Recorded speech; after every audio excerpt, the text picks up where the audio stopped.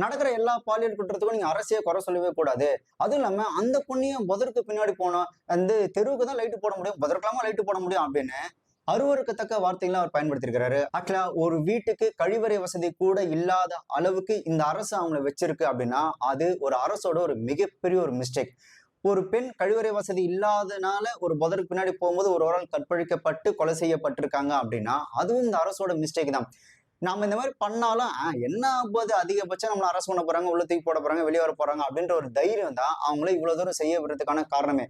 இது ஒரு அரசோட ஒரு மிகப்பெரிய குறைபாடு. இதுல அரசு பக்கம் இருக்கிற தப்பு எல்லாத்தையும் மறைச்சு நான் வந்துட்டு அரசுக்கு சாதகமா பேசுறேன், ஒரு ஆளுங்கட்சிக்கு சாதகமா பேசுறேன் அப்படின்ற பேர்ல மக்களை எந்த அளவுக்கு கொச்சையா பேச முடியுமோ அந்த அளவுக்கு கொச்சையா பேசியிருந்தாரு எஸ்.வி. சேகர் அவர்கள். இதை விட கேவலம் என்ன தெரியுமா? இவங்களாவது ஒரு அரசியல்வாதியா அரசியல் பண்றாங்க, அதனால ஒரு அரசியல் சுயலாபத்துக்காக இப்படி பேசுறாங்க. ஆனா ஒரு மாவட்ட ஆட்சியர் பேசின அந்த வார்த்தைகள் அப்படின்றது பயங்கர ஷாக்கு. ஒரு 3 வயசு குழந்தைய ஒருத்தன் கற்பழிச்சிட்டான்.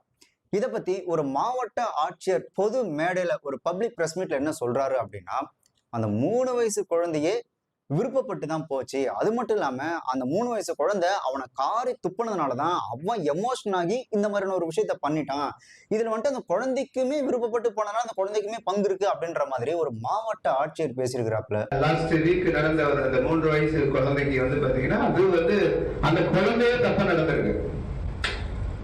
அது நீங்க கவனிச்சு பாத்தீங்கன்னா தெரியும். அந்த குழந்தைய எனக்கு கிடைச்ச ரிப்போர்ட் அந்த பையனை காலையில துப்பி இருக்கு முகத்துல. That may be the reason.